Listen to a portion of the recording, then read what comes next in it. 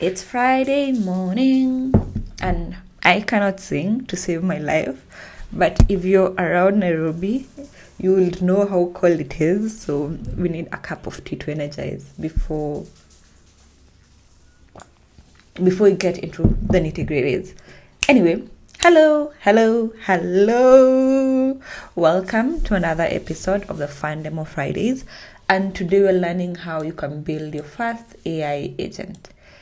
I will talk about what an AI agent is first, and then you can go into next how then, if you already understand an AI agent, what agent did I build, and then how did I build it, what tools did I use, and so on and so forth.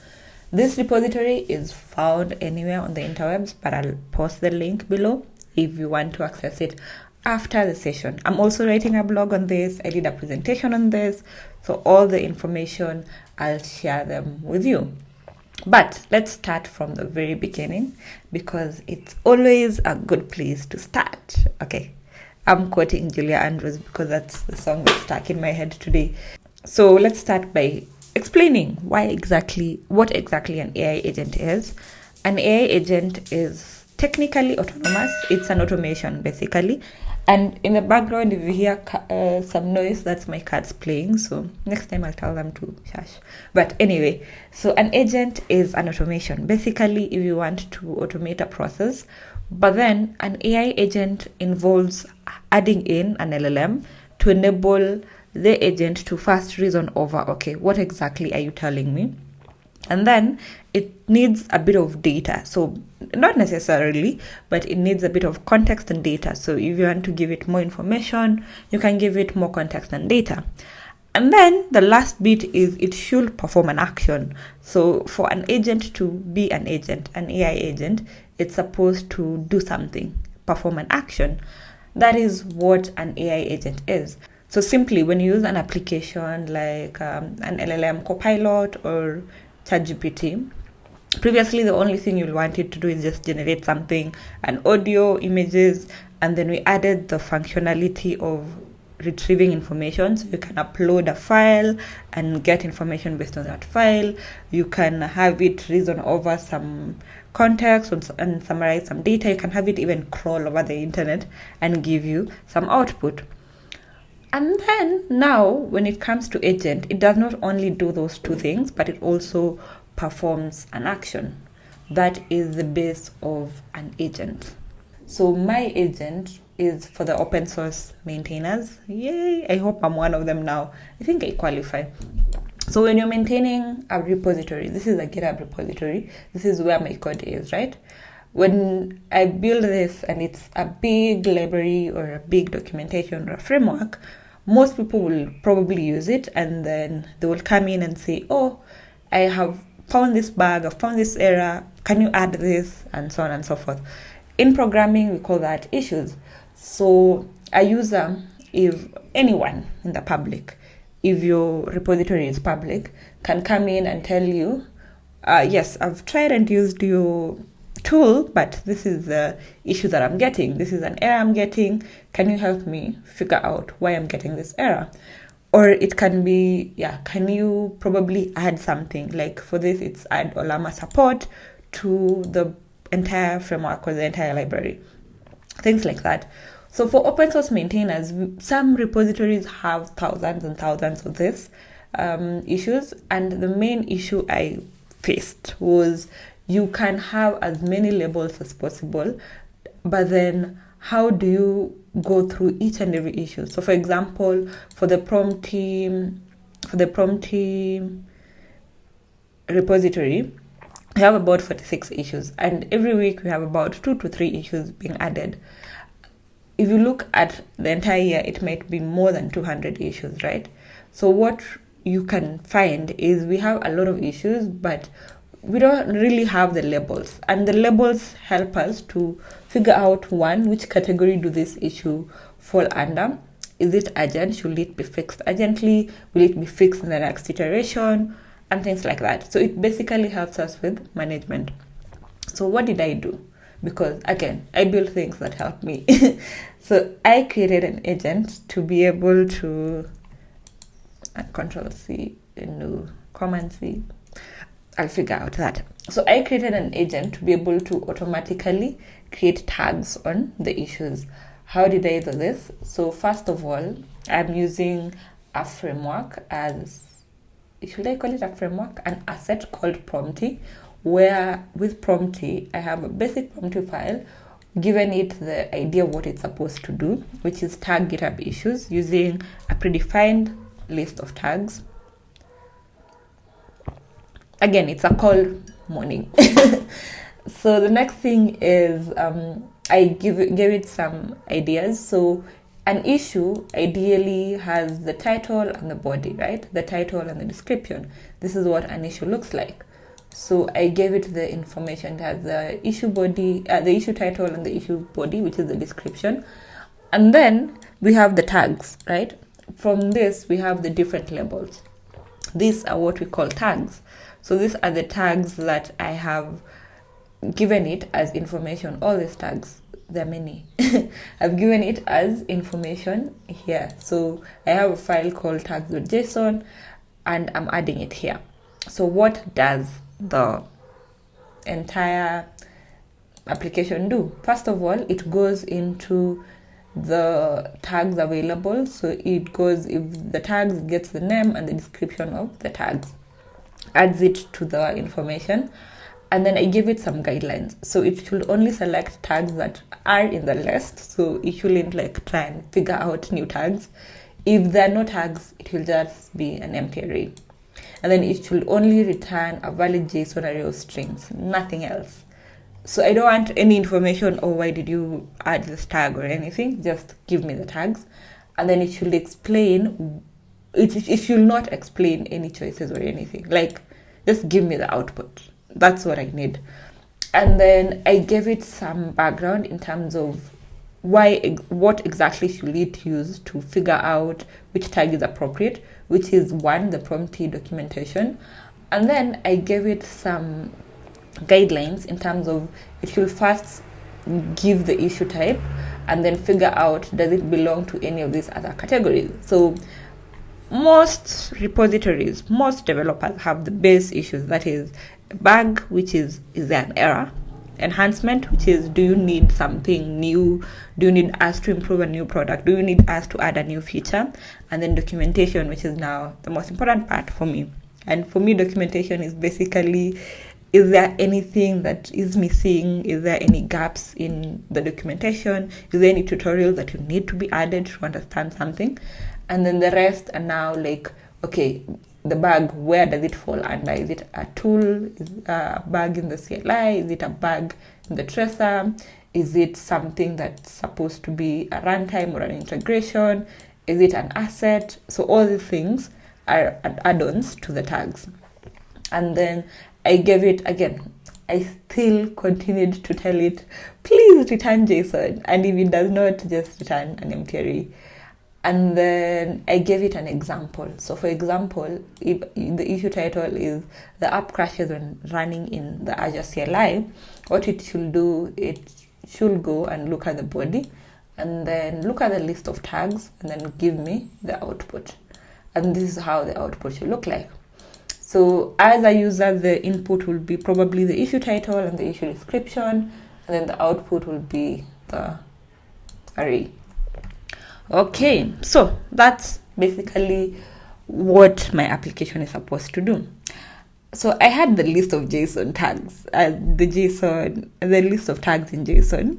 And because I can automate everything, the first thing I did, I created a script to go in and add all the other labels that are missing. So of course, bug and enhancement are there. So I created this to add any of the missing tags. Okay, so it's supposed to create the labels, and then if they're not, it will just fail. If the label is already there, it will just fail. So that's how I created the labels. Okay, so into the code, it's just one Python file. I would ideally separate this. I'll show you what I'll do in the last section, but it's just a Python file. And what I've done is I've added tracing to be able to, if there's any error and I need to debug, I've added tracing there. I've added my variables like my keys and endpoints in the environmental variable. So for example, for it to access GitHub, it is using a GitHub token. This is not advisable.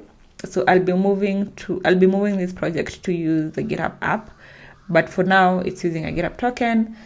And then what I've done is it goes into the URL, the GitHub repo, that URL I've given it. And the idea is it's supposed to go in there and fetch the issues. Just go in and fetch any issue that's there. And then the other thing is I wanted to add in some data, like just show you how you can be able to add in your own data. So I used Azure AI Search to index my data. Indexing is basically breaking down your data and converting it into numerical embeddings in such a way that the model can be able to understand what my data is, and I've ordered it in the right format so that if the question is asked, it does not go through the entire database, but it just looks at what is relevant and then comes out with it. The same way you go into a library, you don't look at all the books, you just look at the category you're supposed to look into and then get your data. So this is the implementation of Azure AI Search. So I've added a query for the relevant tags and documents. So the idea is it's supposed to retrieve the top 5 only, the top 5 results. And then after the retrieval, it's supposed to only get the content, like the content of the tags, which is for the tags list, it's supposed to get the document and then the unique tags. So if I wanted to have this grounded, like in such a way that I'll show you the reference of why exactly this is the case, I will probably use these documents and unique tags as reference. Okay. And then after that, I came in to run my application using RAG. Now, RAG is basically retrieval augmented generation, which is now I've been able to add in my data very well. I've been able to chunk it down. And then when the output is coming, it's based on my data.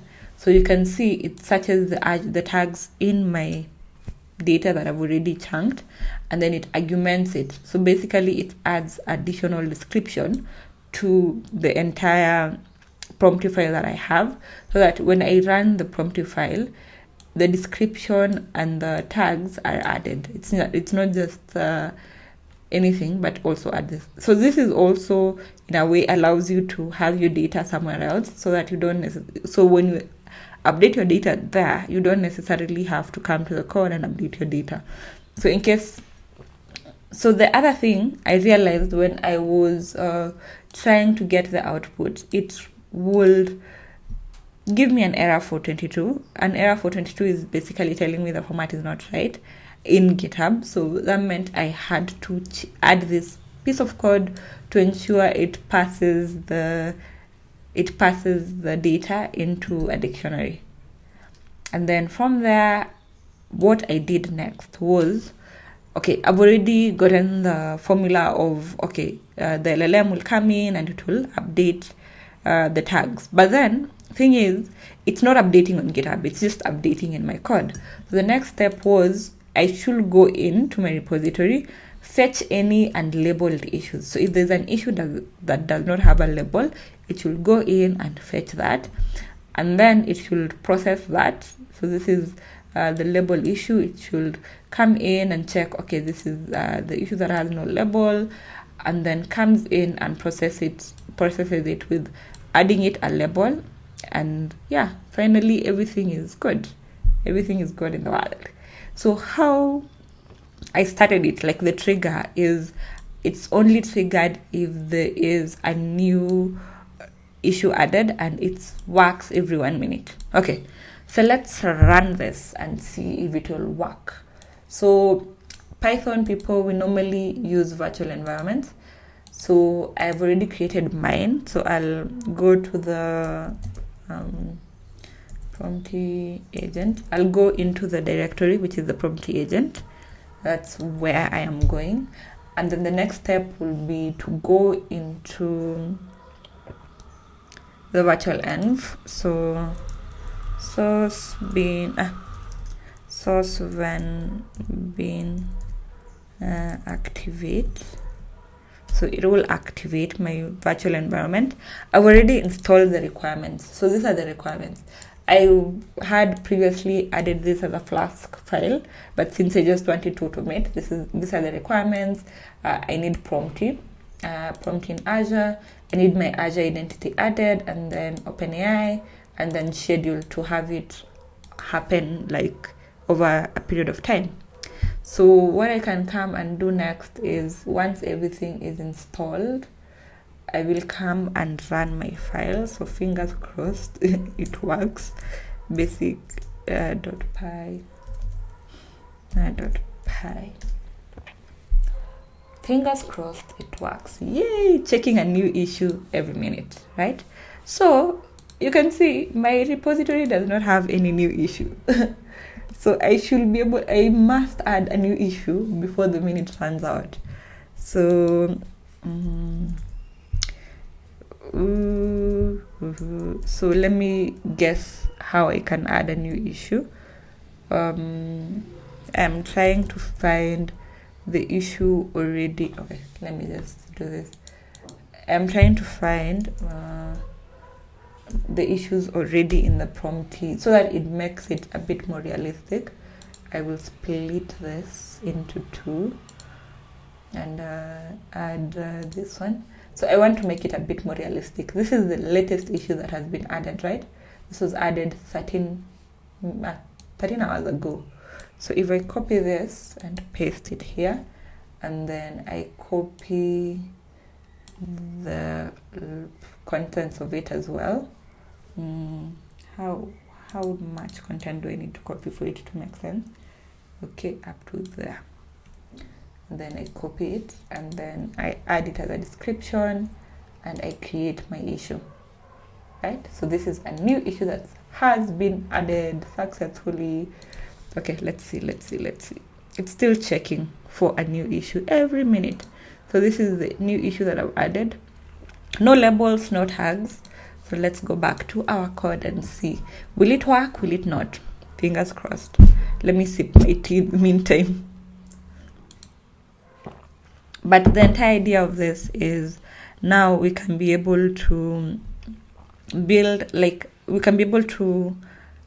automate this into more areas. For example, one of the things I'm thinking of is if you have a GitHub discussion and you want to group the it's done, my lord. So this is the output. Okay, let's go back and see first. Oh, I'm clapping for myself because I deserve it. And thank you for still being here anyway. But it's worked. So the idea is it's given the issue is asset, which technically it is, because it's basically how can you improve the Prompty asset, and then it's an enhancement. It's a new feature that's being added, which is true. So you can see, if you want to see this run better, if you want to like peep on it better, I'll go to runs. I will go to today's date. I'm recording this earlier, so I'll go to today's date, whatever date it is today, and then I'll look at the file.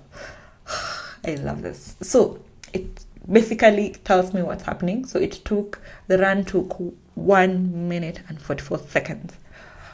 Oh my god, that's so fast, right? So what it did is it got the information, literally the information I just added, it got it from the repository, and then it gave me the output of, it's an enhancement and an asset template loading label that should be there. So you can see what's happening behind the scenes, like what's happening in Azure OpenAI. So these are the details. I should blur this out. But then this is the output now, basically from the Azure OpenAI. And then you can, like, if there's anything that I had added at trace with, which is run with RAG, it gives you all the information that you need to know. So if I added more at trace to the files, like you see, I've only added the tracer here. So if I added the tracer elsewhere, it will give me like more information. This is very useful when you're trying to debug. But anyway, we have our labels in there, and I'm so happy. Yeah, it worked. So, there was the limit tokens reached. But it works. So it takes a lot of tokens, so you should be careful with that as well. Yeah, basically that. So you can think around how you want your agent to look like. But this is basically an idea of how, wait, it's supposed to switch to a different, I don't know, this one. Go back. It's supposed to be on this page. So this is how like your agentic application should look like. So this is a framework called React, where it's reasoning and acting. Like basically it tries and think through, okay, this is the thing this person wants me to do.